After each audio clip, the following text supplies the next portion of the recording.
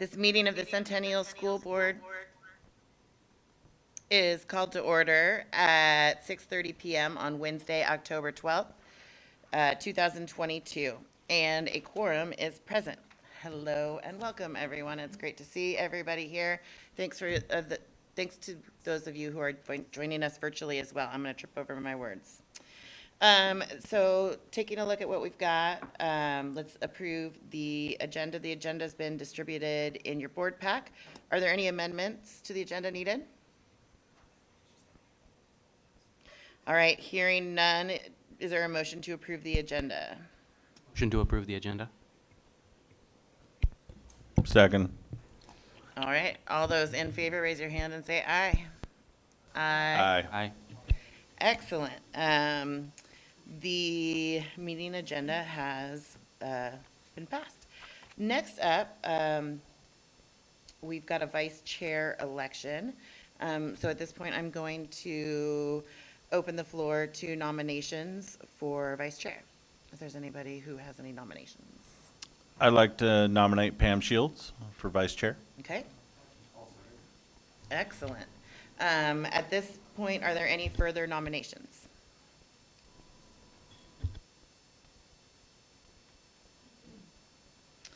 Hearing none, nominations are closed. Yeah, exactly.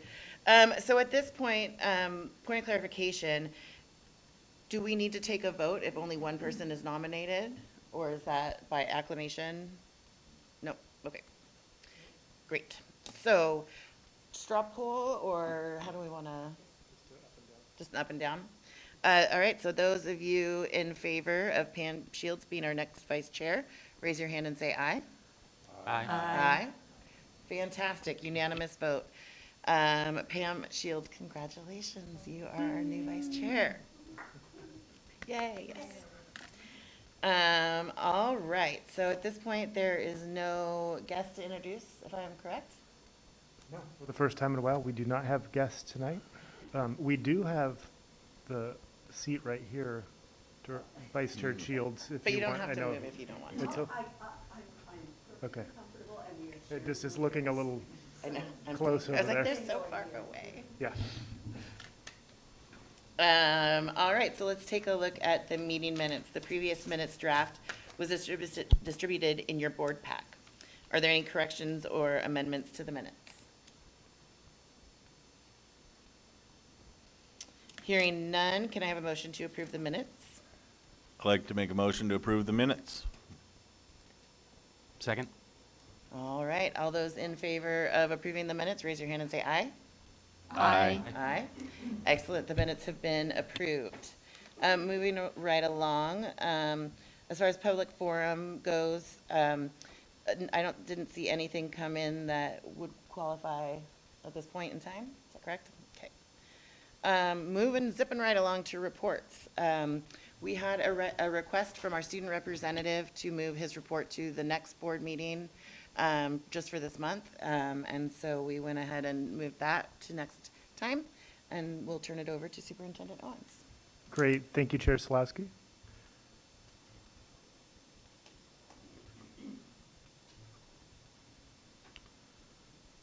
Get this queued up here.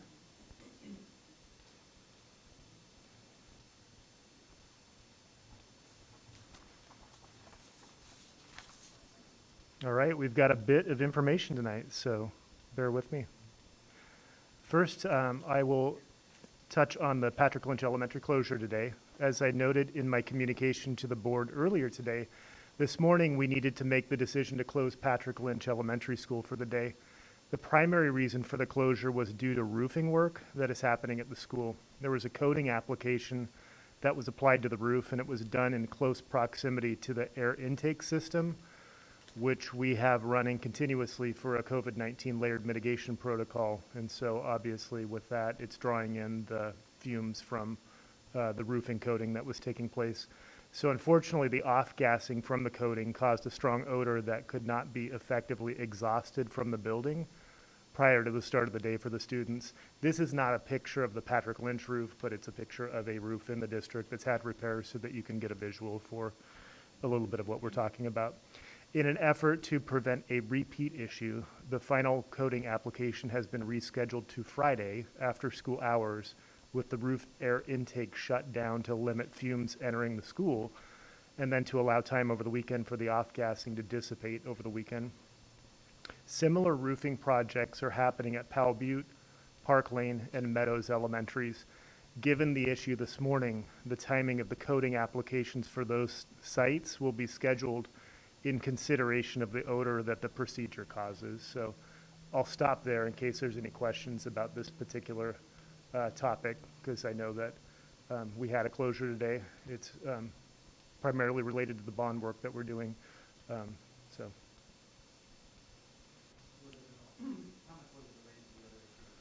Yeah, the other issue that we're having is, in my understanding, because I went over to the school today just to get a firsthand smell of what was happening, and it was the fumes that were off-gassing that could be noticed. There also is a neighbor who is in the Patrick Lynch vicinity who has been doing some backyard burning. The fire department has come out to talk to this individual about not doing that, but the issue persists, and so we're working to escalate the issue with the city of Portland so that we can have that remedied, because that has been an issue in the last month where that has caused poor air quality in the building, and we've had to have classes work outside while the school's been exhausted. So that's one of the downfalls of having continuous ventilation running through the building, as you're picking up the outside air continuously as well. But I would say, and Director Southerton, I'll have you weigh in if you feel like you have anything to add. There were two combined issues. My understanding is that that backyard burn was extinguished well before school started, so really the issue at this point was the roofing concern and not so much the backyard burning that was happening. Would you concur with that?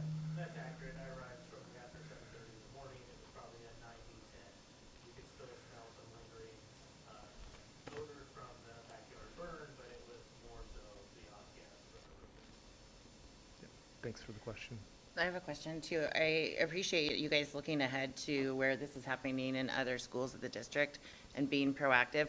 Is there anything else in the bond coming up, the bond projects, that you feel may have some type of impact on the viability of the buildings being used? That's a great question. At this point in time, no is the answer. We're moving everything to evenings. We have already moved it to evenings to mitigate and limit the impacts on our schools. And things that we're installing right now includes lighting and low voltage systems like fire alarm upgrades. And we're keeping the fire alarm systems in parallel until the newest system is online. So the old system is up and running and there's not any impacts. Same thing for the intercoms. We did that before we brought them online. And lighting, they're just going in and replacing what they can replace that evening, not taking down any additional lighting that would then be out for a following day. So we are aware of the inconvenience that construction causes and the learning environment, and to our staff, and trying to mitigate it and minimize it to the extent we can. Yeah, thank you. On a related note, last evening we had the third and final Facilities Update Committee. You can see fresh pictures from last night's committee meeting. As a reminder, the committee's charged with determining the best and most effective use of the projected $4 billion in remaining bond proceeds.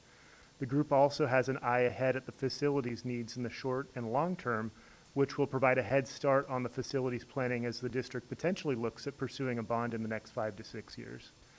At last night's meeting, the committee reached a consensus on a recommendation to bring forward at the November 9th board meeting.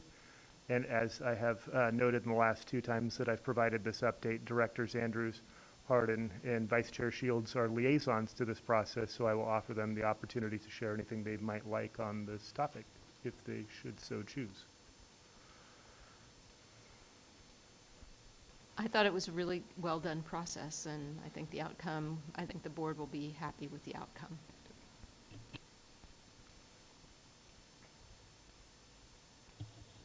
Great, thanks. Thank you all for your time. All right, I'm pleased to share that our strategic planning process gets underway this Thursday and Friday with student voice focus groups involving each of our district schools. Students are why we exist as a district, and they're central to our strategic planning process.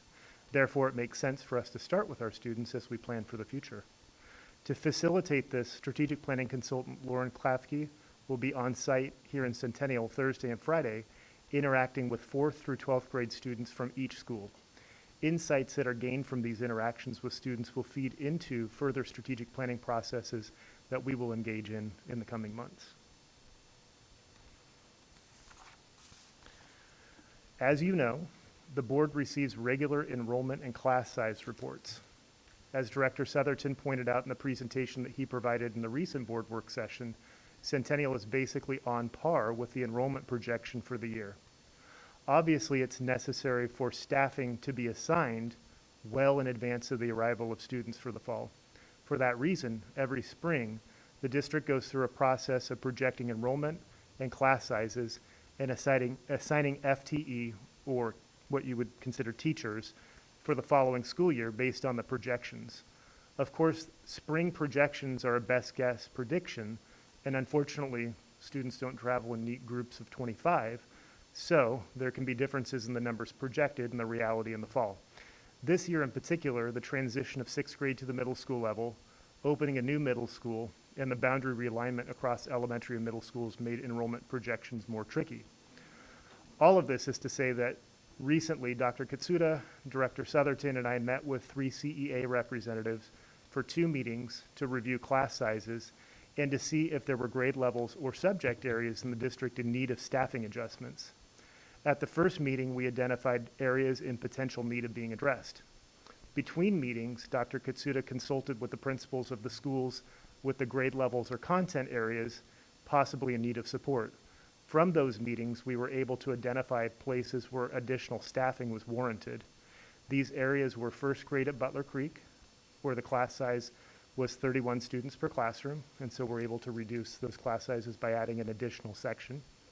Language arts at the 7th grade level at Centennial Middle School, and physical education at Oliver Middle School. Facilitating this adjustment involved both new and existing staffing. District practice has also been to hold a couple of FTE in reserve to use in areas of need, which we refer to as hotspots. Also, in our review of class sizes, it was identified that Centennial Virtual Academy's student-to-teacher ratio at the elementary level did not warrant the number of FTE that had originally been allocated.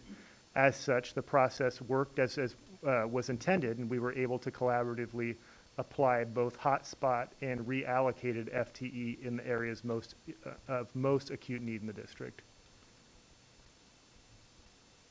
I wanted to touch on a few aspects of our collaboration with employee groups, and so I've got some separate topics but are related to this overall umbrella here.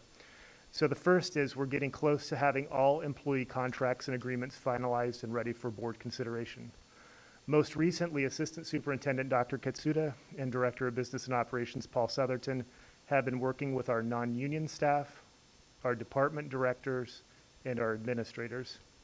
Each of those groups respectively has a separate employment agreement, and now that we've settled contracts with OSEA last year and CEA this year, it's been time for us to attend to those agreements for those groups. If all goes according to plan, these agreements should be ready to present to the board at our next meeting on October 26th. On a related note, Dr. Katsuda and Director Southerton, who have been busy because I've referenced them a few times now, have had 3 meetings with OSEA leadership regarding compensation concerns, particularly with respect to certain classifications of employees as compared to that of neighboring districts. The group is continuing to look at data and engage in conversations. While this is outside of the normal collective bargaining process and timeline, both parties have acknowledged that we're not in normal times and that employee retention and recruitment are shared interest between the district and union, warranting focused engagement and collaboration. The district is also engaged in conversations with CEA leadership with respect to the continuation of in-person learning amidst continued pandemic conditions. This year, as you know, is relatively more normalized since we're not involved in contact tracing or quarantines. That said, there are some elements such as quarantining for staff with COVID-19 that Dr. Katsuda and Director Southerton are continuing to problem solve with CEA leadership. Now on to some recognitions. Monday was Indigenous Peoples Day. Oregon was the 11th state to make this an official holiday last year. I want to recognize our district social work team for sharing with our full district staff resources specific to the history of our Oregon tribes and their lands so that they can learn more and then share that information with students as well. This is National School Lunch Week. Board members are invited to eat with students and experience school lunches. So, if you're interested in trying a school lunch this week or any week, please let Board Secretary Jordan know and she can help you arrange a visit to one of our schools. Sunday, October 2nd was National Custodians Day. Our custodial staff are critical to the everyday school and district operations, and their support of our students and staff are very much appreciated. Pictured here, you'll see a T. Janaru from Meadows Elementary, the Transportation Department, in the district office. In the middle, you'll see Adam Garcia, lead custodian of Powell Butte Elementary. And then on the right is Joe Brown, our Facilities Assistant Director of Environmental Safety and Sanitation. So happy National Custodial Day. October is National Principals Month, in which we have the chance to honor principals in the Centennial School District for their significant impact on the growth, success, and well-being of our district students. Please join me in recognizing our principals in the Centennial School District. On the top row, you'll notice our elementary school principals. From left to right, you'll see pictured here Lisa Klingen, principal of Meadows Elementary, Jared Austin, principal of Powell Butte Elementary, Gail Imran Sedaris, principal of Butler Creek Elementary, Leslie Van Cleek, principal of Patrick Lynch Elementary, Laura Nixon, principal of Pleasant Valley Elementary, and Jorge Antonio Meza, principal of Park Lane Elementary. On the second row, we have our secondary administrators, Maren Miller, who is here tonight, over here, principal of Centennial High School, Nathan Buck, principal of Centennial Middle School, Jeb Hubbs, principal of the new Oliver Middle School, Denise Wright, who is also in the room and doubles as principal of Centennial Transition Center, and Dr. Zach Ramberg, who is the principal of Centennial Virtual Academy.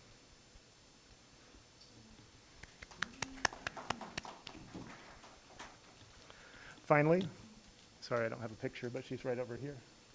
I wanted to take a moment and acknowledge Pam Jordan, whose last board meeting as board secretary is this evening.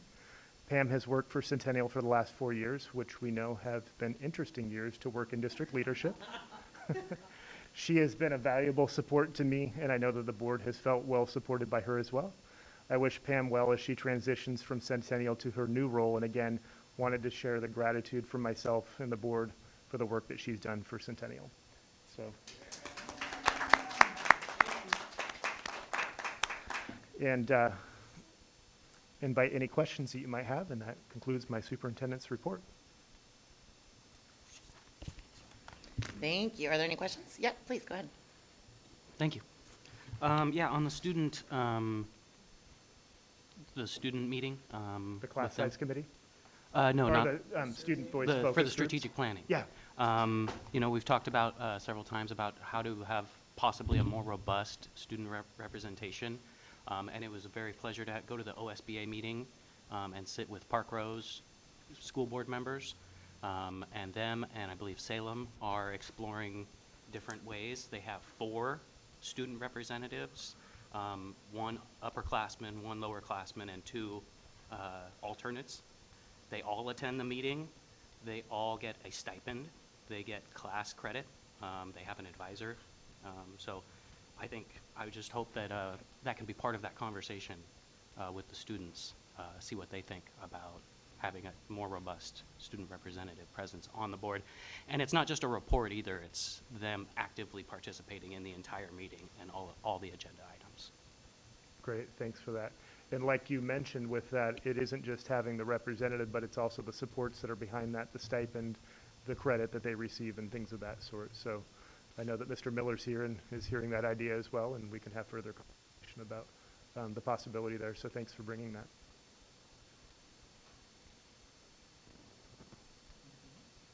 No, great. Thank you, Chair Slawski. Thank you. All right.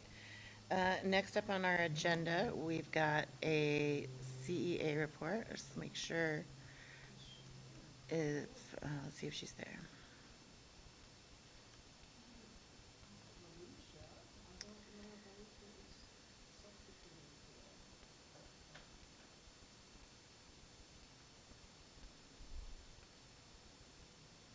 Are you the substitute? No, it's Amanda.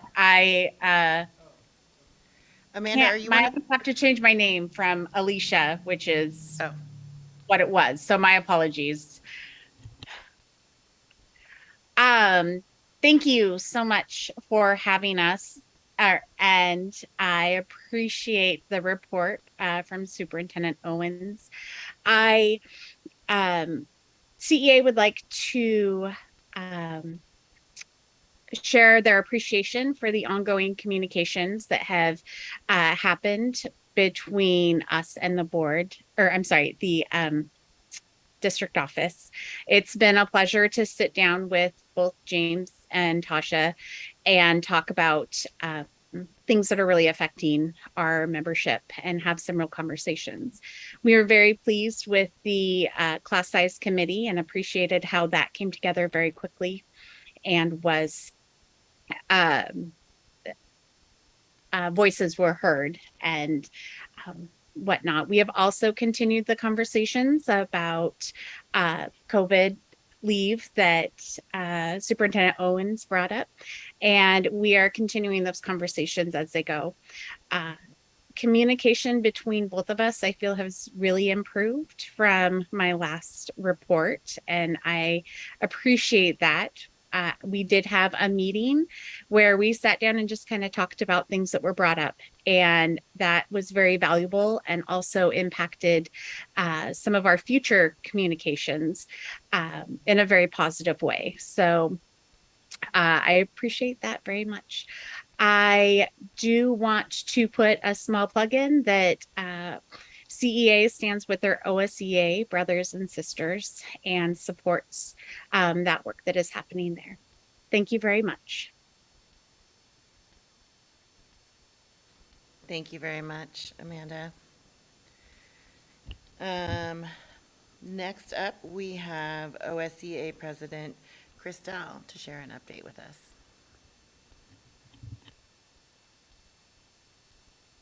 Good evening. I am going to try to not be so scripted because I feel like sometimes my message is lost that way.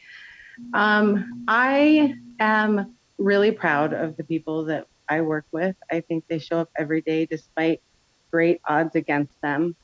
I come to you with the same thing that I feel like I've been coming to you for months. We need movement on our wage stuff now. Our people are resigning every day. And if they're not resigning officially every day, they're ready to walk. They every day carry the fact that they don't have teammates. I don't know if you all pay attention to the hiring board, but on our website this evening, we have 25 plus classified open positions. We are not getting the people in the doors to support our teammates.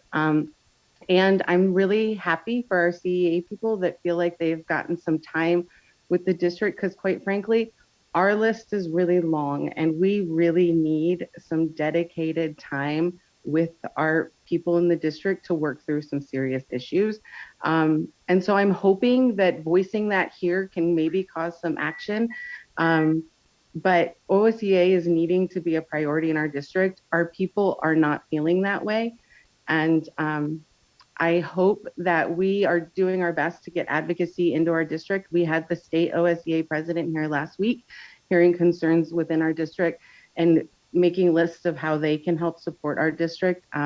We are in this as problem solvers and teammates, but we need people to show up and have the conversations with us and really have true dedicated time to move through our problems. Thank you again. Thank you very much, Chris. I appreciate that. At this point, we will move on to item number 6, confirmation items, where we will look at these en masse. Can I get a motion to approve confirmation items? Motion to approve confirmation items as listed on tonight's agenda. I'll second. Excellent. All those in favor, raise your hand and say aye. Aye. Aye. Aye. Fantastic. It's unanimous. We have passed those confirmation items. We are moving right along, but I do think that this is all still a good time for a break. This is normally when we will take our break in the agenda, or should we keep moving? Keep I think moving. we could- All right. Yeah, I think we. Keep moving. All right. Board action items. All right. So 7.1, we're going to talk about the superintendent evaluation process. Do you want to present your document? Yeah, I can present what I did here, and I know that there was a little bit of confusion, so I'll try to speak to that as well. But what you'll see in board book, I just have to get it before me here. But what you'll see, it'll take me a minute to pull it up, but I'll talk to it. I remember what's there.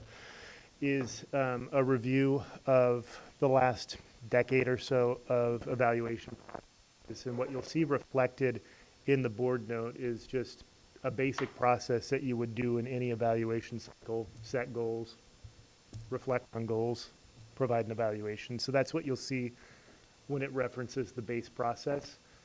What you'll see in addition to that is optional process that the board may want to consider over and above the base process that you would normally do each and every year. What those optional processes can involve is surveying of select staff and or one-on-one engagement with select staff. Those select staff would be collaboratively determined between the board and myself in terms of who makes sense for the board to engage with. But those are additional process pieces that have been done in the Centennial School District with previous superintendents that have been here. So I wanted to offer what I see to be, the full range of how we would go about the process potentially, unless the board has other considerations to factor in as well. So that's the initial piece. Then what you'll see is, and it has a watermark of example, so it isn't an evaluation, but it's a template that can be used. It's part of the COSA, the Administrator Collaborative, and the OSBA. They joined forces to develop a superintendent's evaluations handbook. That evaluation tool is reflective of what they recommend in the handbook. What you see in that tool is a reflection on the 3 goals that are set that I provided to the board already in the work plan. Plus, you'll also see that there are metrics on a rubric. That is a superintendent rubric that is recommended by COSA and OSBA as well.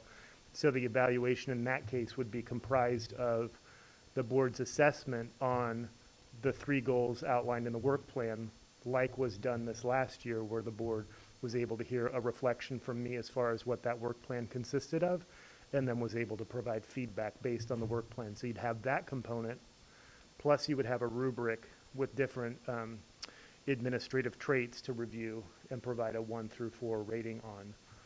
And then there's a portion with just kind of a sample that OSBA recommends as a template for how the evaluation might be written. I offer that as a starting point for the board, and what you'll see on the recommendation at the bottom of the board note is it doesn't say, administration recommends X or Y. It says the board will discuss and make a determination as to how they want to proceed. So I say that to say is that the board should discuss, of those evaluation options, what do you determine makes sense for the evaluation this year, based on whatever factors, and then from there, creating a motion. So I see that being kind of a process that you do on the spot rather than kind of developing that, unless the board wants to kick this over to a subcommittee to take a deeper dive at it, which is a possibility as well. So like I said, I offered those documents as just a starting point and invite Chair Solowski to add anything else that she'd like to add, and then for the board to discuss from there. Thank you very much for setting that up. Absolutely. I would love to, I don't think I have very much more to add before I want to hear what you guys think of the process, and what you would recommend or what is missing from your mind. And we'll go around the room. Can I start with you, Director Shields? I was one of the ones that was a bit confused by especially the rubric, but that's been clarified, so thank you for that. Now I'm getting it. problem. I guess the reason why I was confused is that I've been through, let me see, 1, 2, 3, now the 4th superintendent, and evaluations of each of those. And we have a rubric that is very much as you described, Superintendent Owens, which speaks to the attributes that we want to see, that is usually brought to the board and kind of reviewed. Once it's updated with names and dates and things of that nature. I would offer that we like to maybe look at that alongside this other tool. Frankly, I think the tool that the rating rubric that we have used in the past is more robust than this rating rubric, which is interesting in terms of a comparison. So just as that, to bring it to either to the entirety of the board or have a group of us maybe work on it together and bring something back would be something that we could do. As it relates to the base process, I'm really comfortable with the base process as listed. The optional additional processes we have used as a board, but we usually let our superintendent get their feet under them a bit before we start going out. And I'm not opposed at all to the optional processes. I would like to have a discussion about when, simply because we've not had a normal year yet. And it would be nice to have some normalcy to look at. And this particular year is going to be incredibly busy with strategic planning, facilities updating, and all of the other things that we're taking on. So I'm very comfortable, if you will, with bullets 1, 2, and 3, and then bullets 4 and 5, if you were to number them. Absolutely, and maybe put that on a list, and in terms of the 3-year contract, when would those be done? And what it would encompass, filling that out a little bit more. So, thank you. Thank you. We'll go around the horn. Director Lynn, do you have any questions? I just feel like it's kind of hard to balance wanting to do the most robust, of course, because it's such an integral part of what we do, what the board is for, is to review the superintendent. It's definitely something we should take incredibly serious. But then, of course, what's the value added with work, just so I kind of like the targeted feedback survey from hearing from other people. But other than that, I mostly agree with what Vice Chair Shield said. Great. Thank you. Director Gregory. It's difficult for me to give a lot of perspective. Feel like I'm very qualified since obviously just new in. I guess I would like to see maybe the rubric or the baseline Centennial used in the past, just so I could kind of compare it. I looked at this over the weekend. It seemed incredibly thorough to me. It seemed like a very fair evaluation process, but I'm just feeling the inexperience here a bit, so I don't really want to monopolize a lot of time, but I guess, as I learn more, as I serve more on the board and learn more, probably some things will come to mind down the line, but I at this point don't have a lot to contribute, except that it does look thorough, and it looks like efforts are being done to provide a fair system. Thank you very much, Director Gregory. Next up, Director Harden. Yeah, I liked it. I really like the tool because it just kind of gives a baseline and something that we can continuously work on. Mm-hmm. A lot of times when we're looking at reviewing the superintendent, it's in April or May, and it's like, well, think of all those things that some of this was reviewed in October, November. So it's a way to kind of have it as a year-long document, and providing constructive feedback for the superintendent is really important, and something I think, frankly, we could be better at as a school board. And I hope that this tool does that for us. Thank you, Director Harden. Director Andrews. Well, I agree with everything that's been said to this point, particularly what Director Lynn said about one of the things that is the most important for the board is to do set goals for the superintendent and evaluate the performance. That's very important. I also liked what Vice Chair Shields said about perhaps taking this offline and really weighing the pros and cons. Well, the standards that are in this tool are all like apple pie and, all this sort of thing. I get down to the numbers, which is always my thing, and there are 8 standards here, each worth a possible 4 points. So there's 32 points, right? Am I doing the math right? We got to do the math right here. And then each of the goals, the 3 goals that we have edited and reviewed, et cetera, are each worth 4 points. So we've got 12 points, and I have been operating under the assumption that what we need to get done this year and how we are going to measure the district's success this year is by achieving those 3 goals.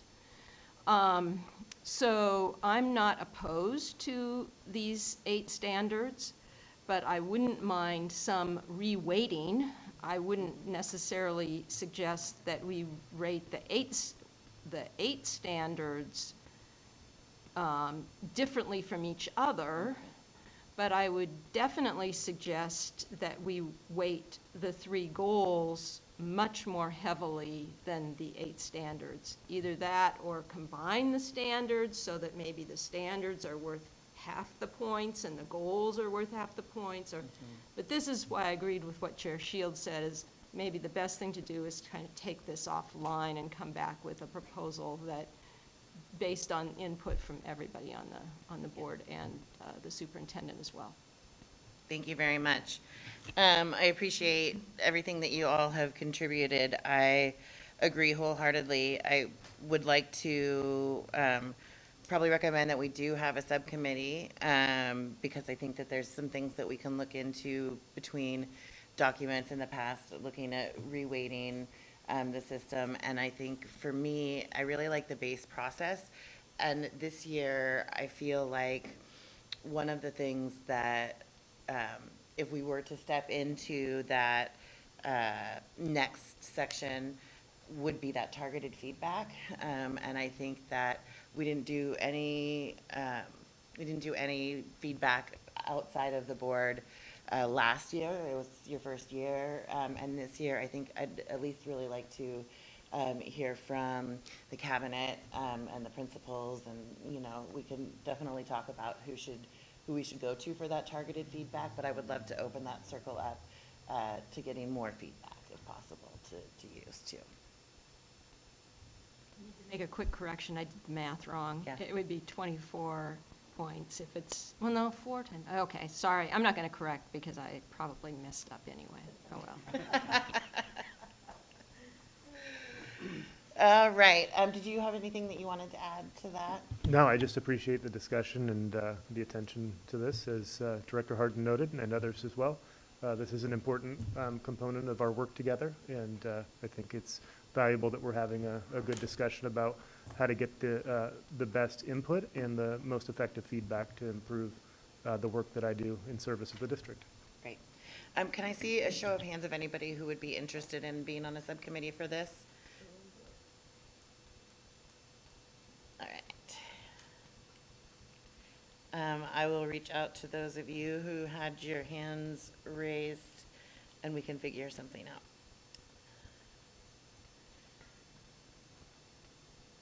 Vice Chair Shields, do you need me to have somebody pull some artifacts, or do you have previous artifacts at the ready? You got it? Okay. There was a little bit of a laugh in there. It's a little ominous. All right, thank you very much. Moving on to new business. At this point, I would love to call up Director Callahan.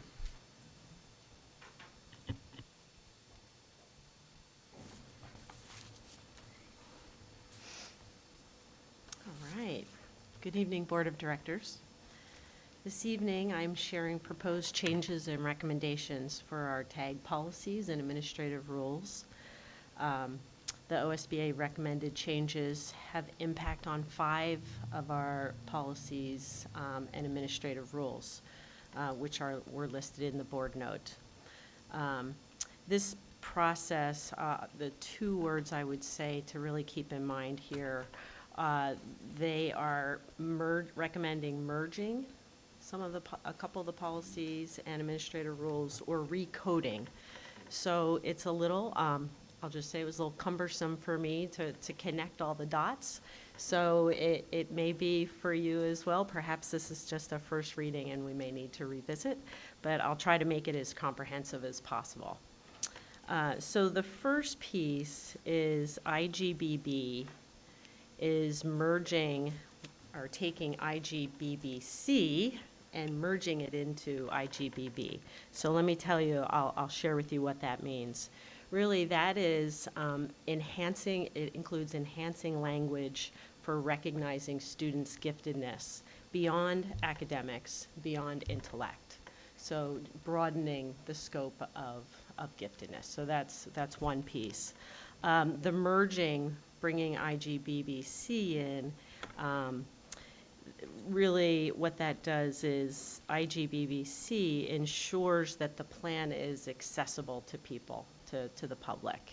And so we have a district, we're required to have a plan, we're required to have clean processes that the state tells us what those processes are.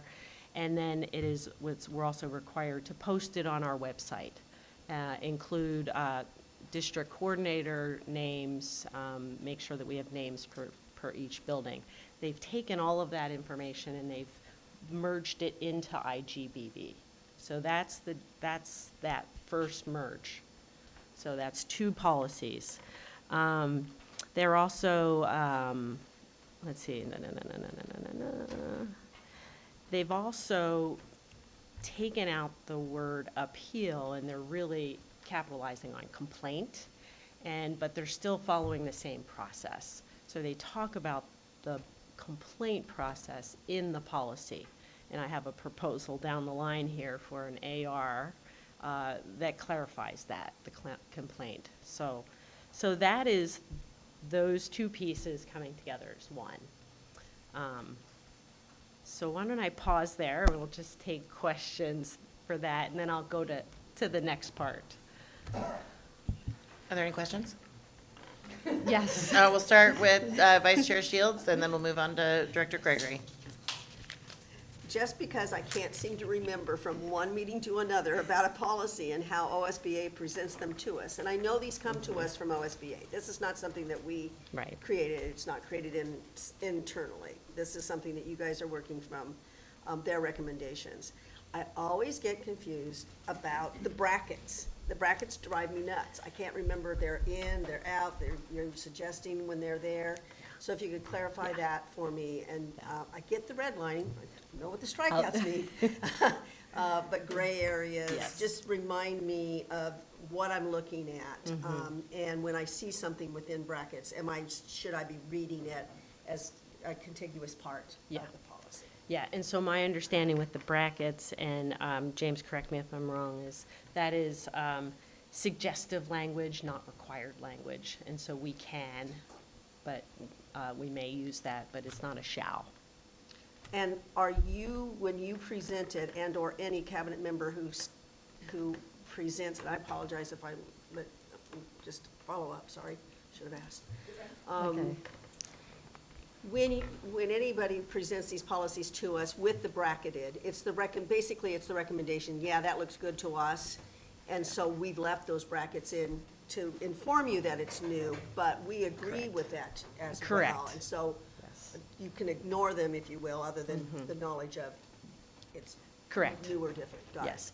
And the process that I took, because it was so cumbersome, is I literally did a match gap analysis from the old policy to the merge policy, and just to ensure that everything that was in there is represented in the merged document, and it is.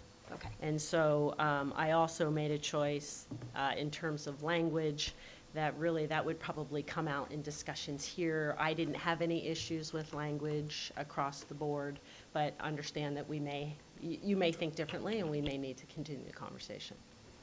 Yeah. Any other questions? Go ahead. I want to clarify if I'm interpreting the proposed change correctly. It appears that the requirement to use the formal complaint to initiate things is being eliminated. Am I reading that correctly? The appeal is. The complaint, they have it, I have it in a proposal from the board as another administrative role. And so they've taken out the word appeal, but they're still maintaining the language of complaint. Okay. Well, I was going back to when I was looking at the one policy, the changes, things proposed for the filing of a complaint, where as it stands right now, that a parent or a student needs to use the formal form to initiate things. And it looks like that's being eliminated. Am I reading that correctly? So how it reads is that they were required to use the form, Okay. and now they may use the form. Okay. They can still file a complaint and not have to complete that form. Okay. I'm just, for my own curiosity, I was wondering, if the form is not being required, I understand the superintendent or his or her designee can use it to gather information, is what I was reading there. Is there still going to be a way to, when a student or a parent of a student has a complaint, how it's going to be entered and tracked along as it progresses? I guess I'm a little bit concerned about, to me, when you're eliminating the written form as a requirement to set the complaint in motion, just my opinion or view on it, it looks like maybe there's a little more leeway for maybe some frivolous things or things that don't rise actually to the level of a complaint as it did under the old system. I'm just wondering how that's going to be addressed. Good question. I think when we get to the proposed AR that includes the complaint process, I think I'll be able to better address that. But I would say what this does allow is it provides an access point for families who may struggle to find the complaint form, to record the complaint form. So it kind of opens up another avenue for families that may struggle with that. So in that regard, I recommend and agree with the state saying they may use a form. We would have other processes to track the process. Yeah. Good question. Any other questions from this side of the room? Go ahead, Director Andrews. Am I just sort of reading too much into it? It just seems like there's an overemphasis on the complaint process.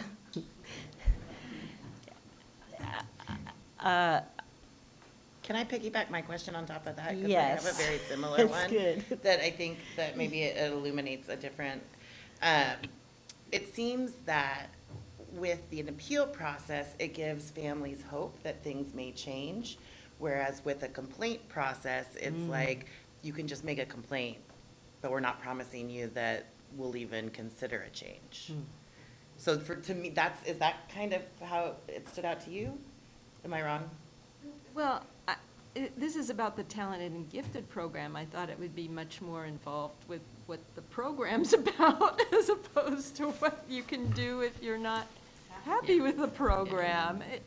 It just, that kind of surprised me, and maybe I just had, I don't know, brain problem there or something, I don't know. Well, and this does move into to the AR, but basically the proposal from OSBA includes virtually the same complaint form that we have in our public complaint document.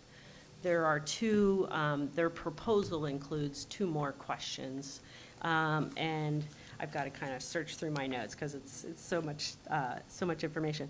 But basically, there's a question around what is the district currently doing? That's one of the questions that isn't on the public complaint question or form. And then from their perception, what are the standards that are being violated? And so those are 2 questions in their proposed AR that my recommendation would be to keep because they have those 2 questions. It's a little bit more specific than a general complaint form that's in our public complaint policy. So if that makes sense. And then on with the appeals. Yeah, go ahead, Director Shields, or Vice Chair Shields. Just on the last paragraph of the one that we're looking at, IGBB, the first document. I am confused because look at the third line, making a decision, period, bracket, another bracket, not capitalized. The procedure in the accompanying administrative regulation, IBBAR. That's not a complete sentence. So just make sure that you correct it. There's a missing word, probably. Sure, something was meant to be there, but it was like, doesn't track. Yeah, that's a good catch. No- Thank you. No complaint, just. Yeah, we will. Yeah. We will do that. So, great. So I'll go on to the next phase, which is AGBB administrative role, AR. And what they are proposing, which I also agree with, this will streamline after we figure out how to connect all the dots.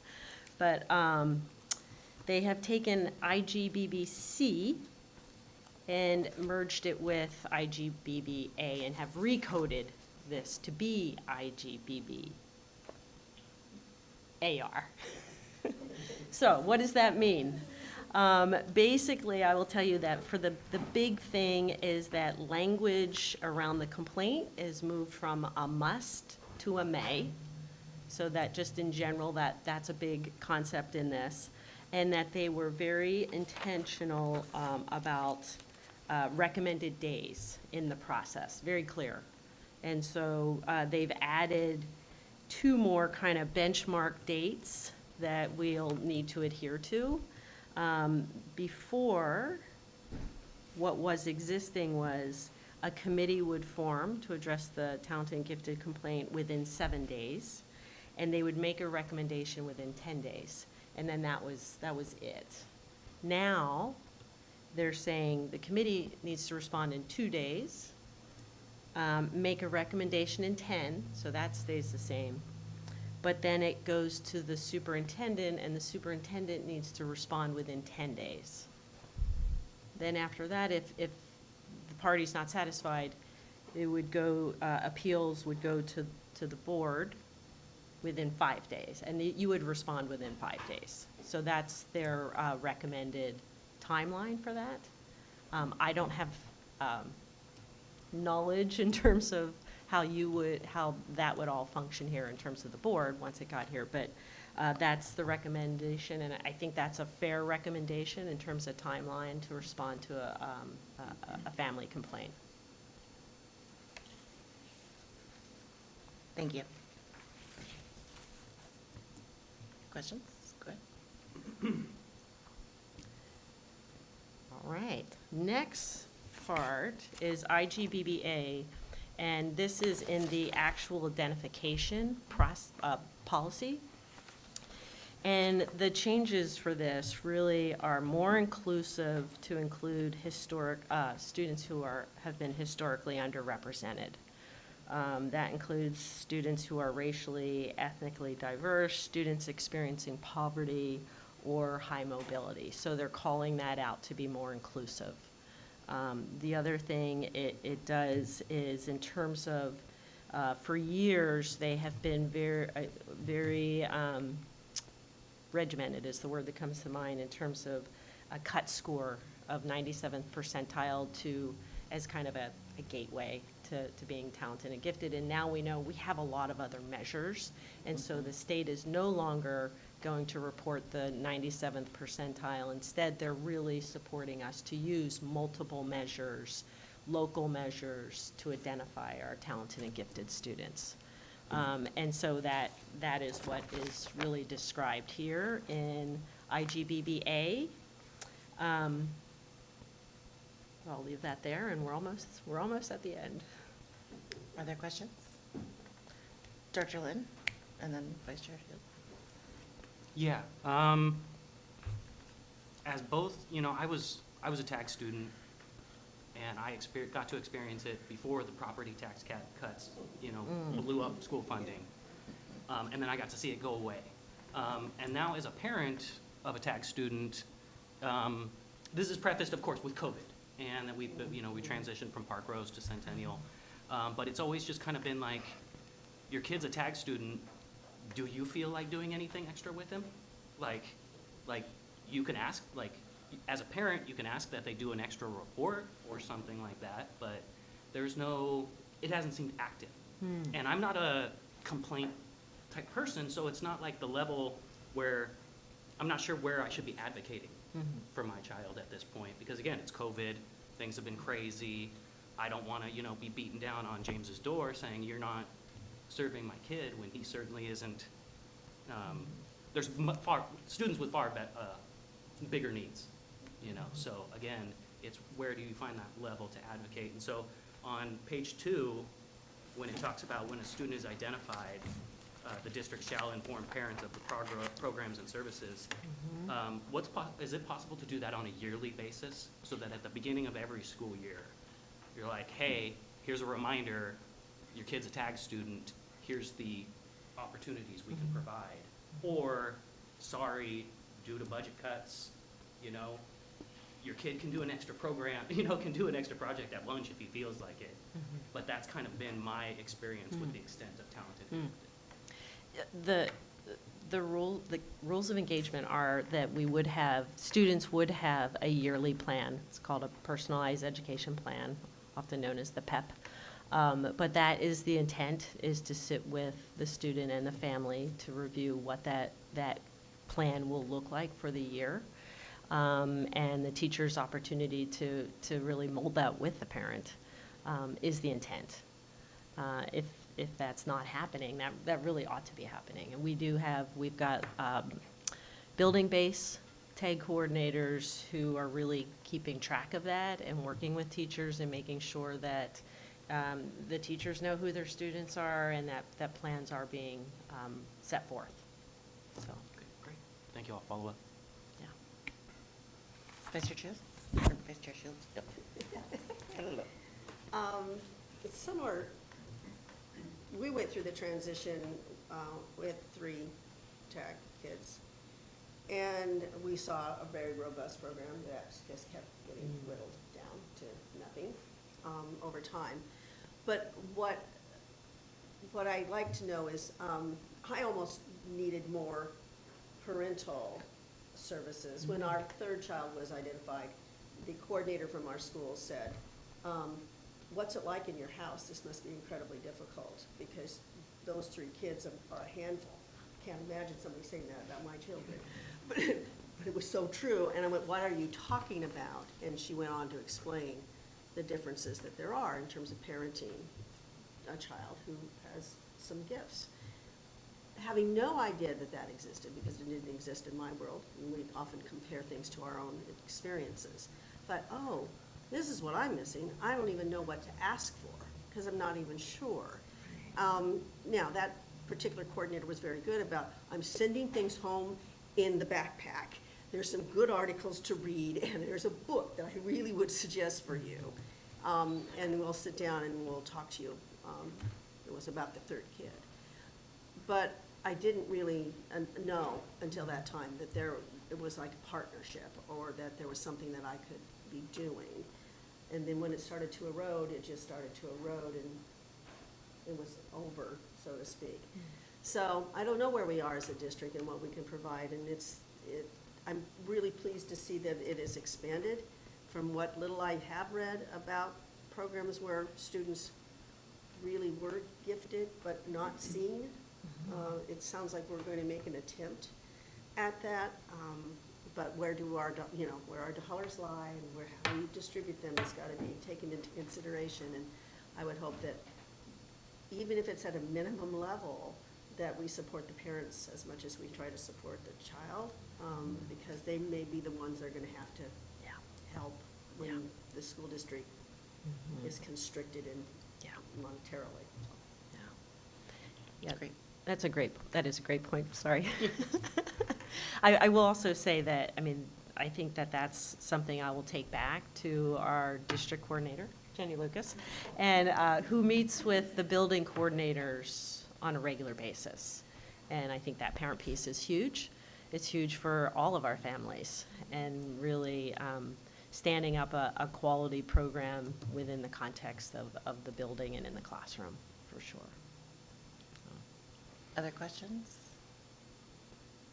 I have one. So I do really like that it is widening how we're selecting students.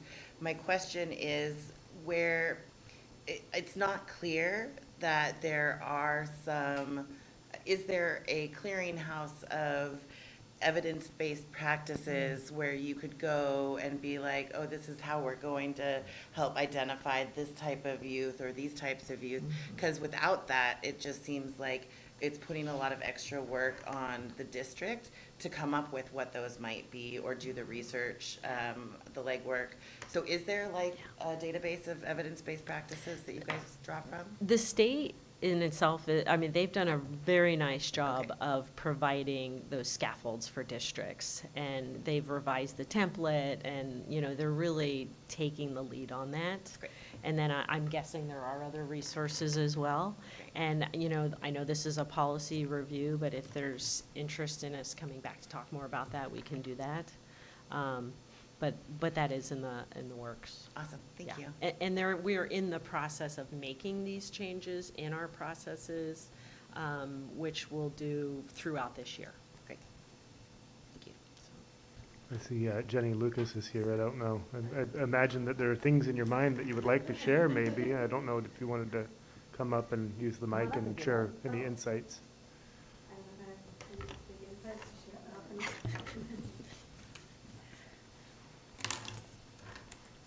I mean, you did stay and join the meeting, so.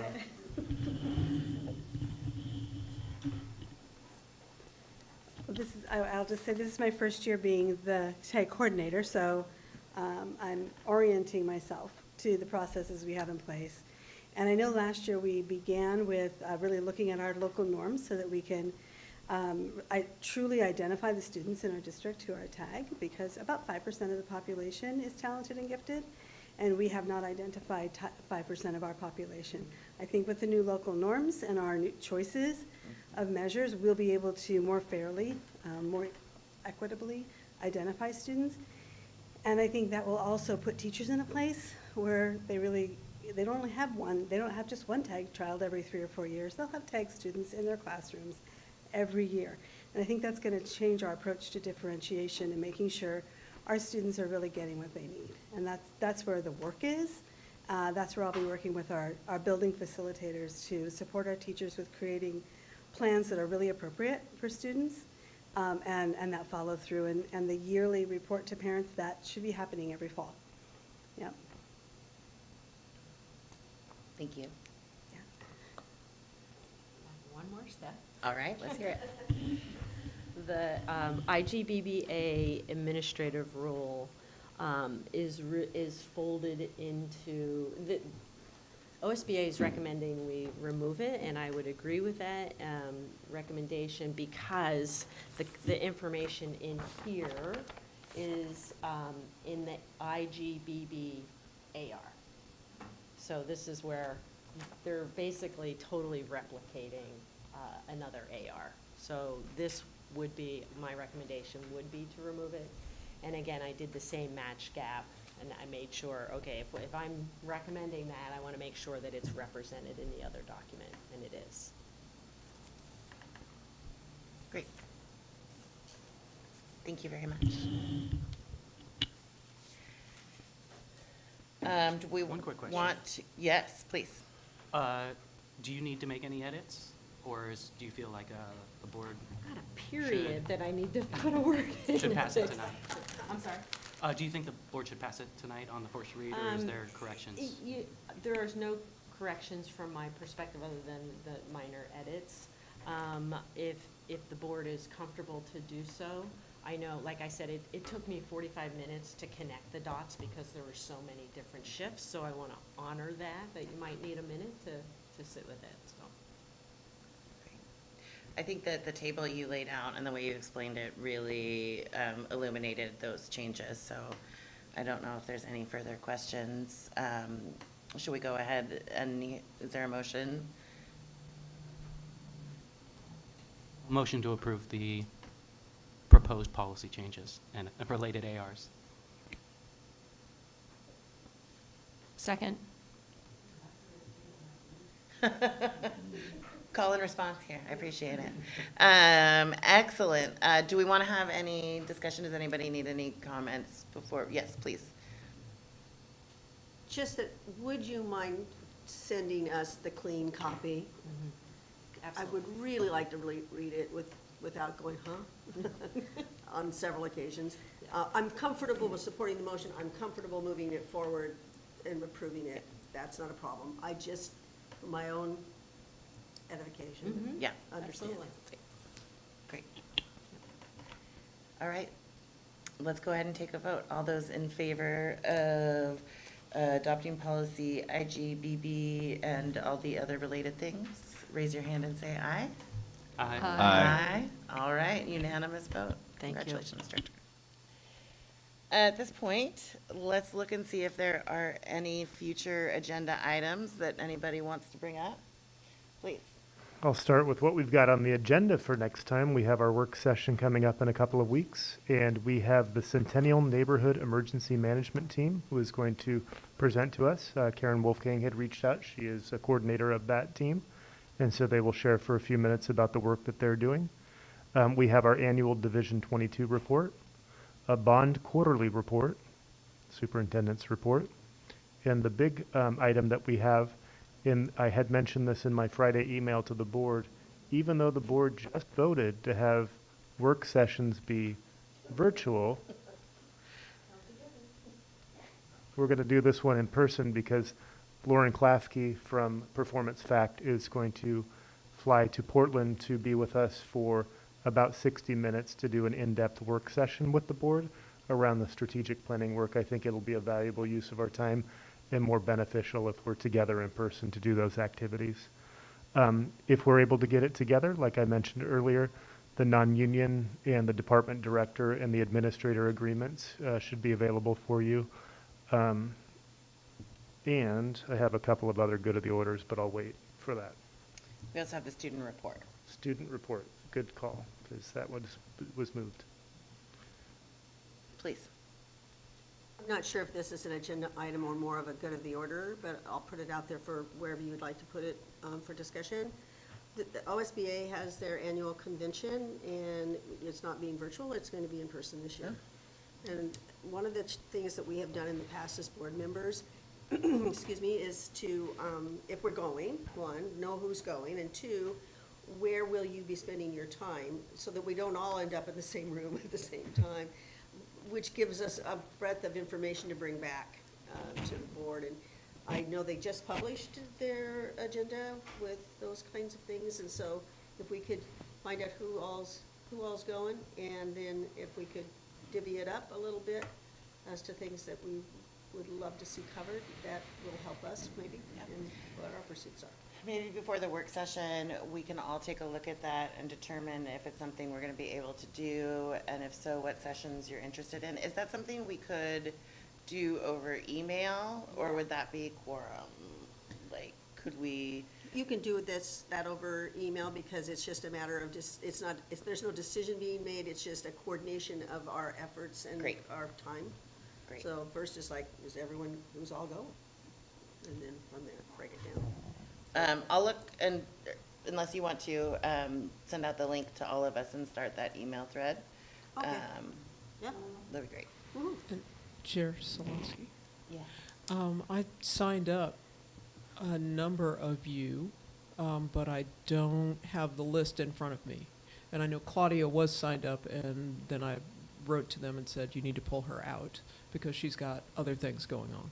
So I guess I'll all of this said, I'll reach out to all of you and say, you people have said you're going, you people I haven't heard Yes. from, do you want to go? And it's a good thing to go to. It's actually very, very useful and very helpful if you're available. So there you go. Thank Thank you so much.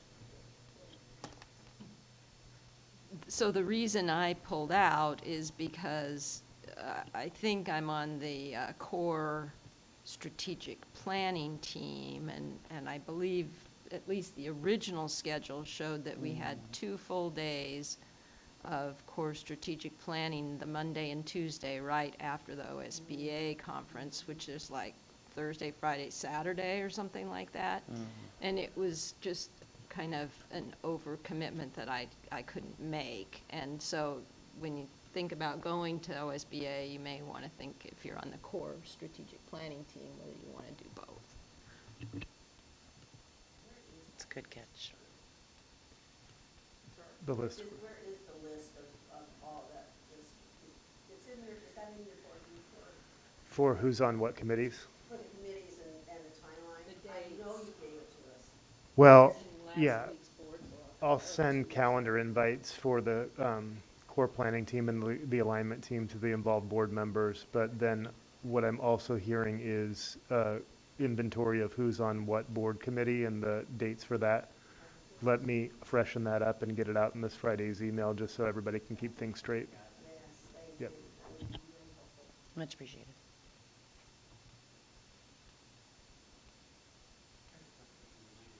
Any updates on the community outreach for strategic planning? Yes, so that I think is, I'll let you speak it to it, but I think that's why she's coming in person. Yeah, that's one piece of it, but we have the community partners inventory that I had referenced at the last board meeting has been assembled. It's, how would you say, it's a evolving list, so it'll evolve over time. It's not finite, but that's available in our cabinet tomorrow. Is going to be looking through that inventory and then determining who we're going to reach out to be a part of the core planning team, and then also the community forums as well. So now that we have that inventory, it'll be helpful for us to identify who we want to do outreach to. And then I know that Director Callahan also spoke with a representative from MESD within the last couple of days about the process by which we would do more focused engagements beyond just the community forums and the core planning team as well. And so those wheels are in motion. I don't know if there's anything additional to share at this point, Director Callahan, but I know that you've been working on that within the last couple of days. I would just add that I think it's going to be a nice trifecta, the work that we're doing with Performance Fact, and then the MESD stands ready to deliver and come alongside us for the community forum pieces that we want to do in addition. And we're just kind of, like James said, we're just really getting our legs under us right now, what that's going to look like. But I feel like everybody's in on the plan, so. Great. Can I get a copy of those documents when they're in somewhat draft form, finalized Like the form? community partners inventory? Yeah. Yeah, absolutely. Awesome. And yeah, that just made me also think, we had spoken about reaching out to MESD, about reaching out to, how do we do outreach to local tribes as well? Particularly it being Indigenous Peoples' Day, it behooves us to do better on that. I'd like Yeah, to and see- that's part of the services that they provide. And we have community partnerships with NAYA and NARA, so those are representatives that we can include and have them help us do further outreach beyond those organizations. Great, thank you. Fantastic. Director Andrews. On future agenda items, I'd be interested in hearing an update on, a comprehensive update on the music programs in the district. I know that both vocal and instrumental music programs took a hit in COVID, and I'm just curious on how we're doing in those areas, starting in elementary school through high school. Thank you.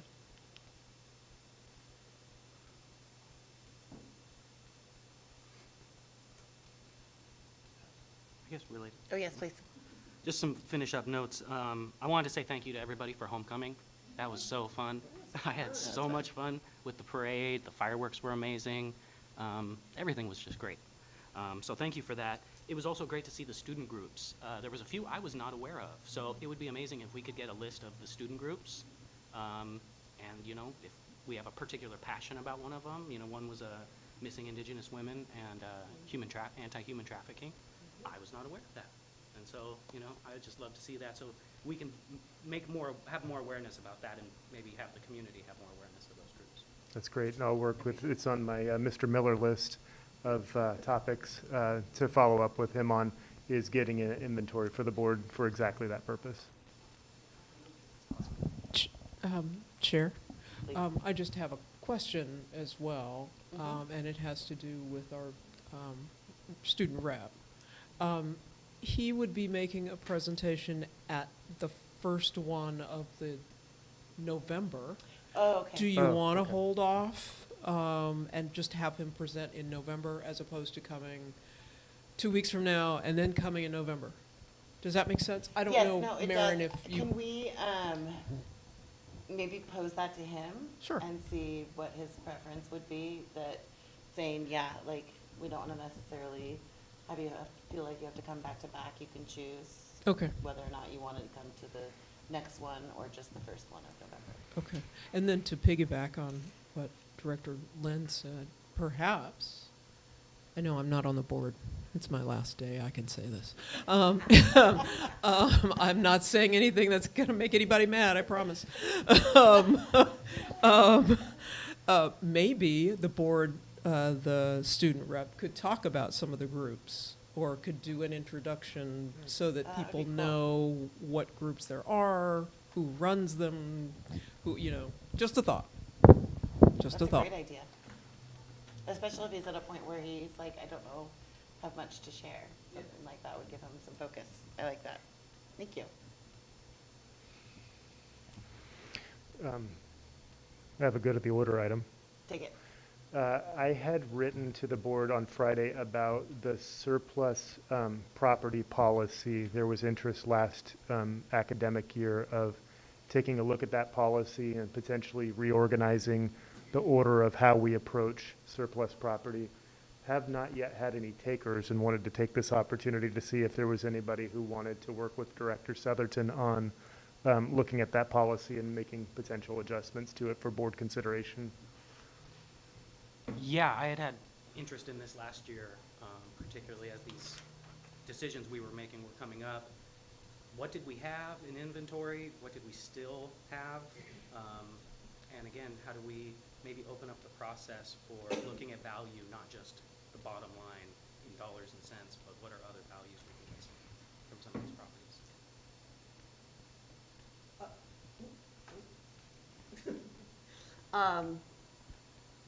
The properties that had been identified as surplus, if I'm not mistaken, have all been, and now I'm looking at Paul, have all been sold. Is that correct or not correct? You might want to take the mic. Just as a point of view, it's like, what y'all doing? You're correct in regards to what's called real property or real estate, but the policy also impacts what we call personal property or district property. So surplus desks, surplus chairs, other equipment that is obsolete, run down, no longer needed for our programming. So that surplus policy is most widely used for that process. It's pretty rare that we're, you know, declaring real property as surplus and selling real estate. So, and I think that was also expressed because currently the policy is that we're instructed to offer it for sale, advertise it on our website, offer it to sale to the community, and advertise it and hold the sale if we have enough property for that. And then subsequently, we offer it for donation to charitable organizations. And then subsequently from there, if there's anything that's so run down and broken it can't be used by anybody, nobody had any interest in purchasing it, then we dispose of it in the most economical way to the district. So if the board was most interested in real property, then we would just continue the policy as it is right now, because it's primarily impacting that other personal property and not real estate.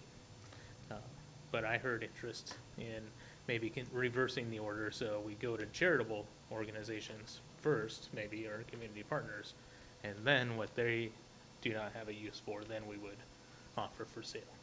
And so it's just an opportunity to bring this back to the board, because there was some interest expressed to that, and, you know, certainly if we want to, or you all want to do a policy update, then that's something that we can help facilitate. I'm interested in having a conversation about that with you, and I think that for me, one of the important factors would be looking at, you know, going back, not including the real estate property, like, what would the potential change be to what would the impact to income be, if we were to reverse those orders? How big of a hit would we be taking versus how much we could potentially help community partners? Certainly, and we did have some surplus sales over the summer, Yeah. you'll recall, from the furniture that we replaced at Oliver as part of that middle school conversion, so I do have some figures available. Great. Vehicles, though, are also part of that, right? Correct, yes. So that's a different Mm-hmm. scale. So, Yeah. Yes, absolutely. because we have had some vehicle disposals too in the last year, right? Correct, yes. And if I remember right, some of them where we had to, like, in order to get the new ones, we had to decommission the old ones. And so that would be something that wouldn't even factor into that equation. Am I right?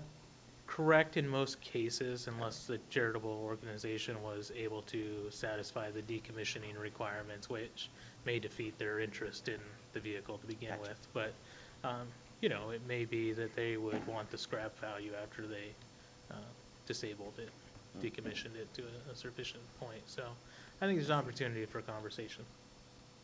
Great. I appreciate that. Thank you. And I have one good for the, Oh, let's hear it. good for the order if possible. It's a friendly reminder, we have a work session for the Budget Committee next Wednesday, virtually, and you should have a calendar invite, and I'll be pleased to provide you and the Community Budget Committee members an update on our finances. So, thank you all. Thank you. Anything else go to the order? Thank you, Director Harden, for the blueberries. Blueberries were delicious. I am really excited to adjourn this meeting at 7:52 PM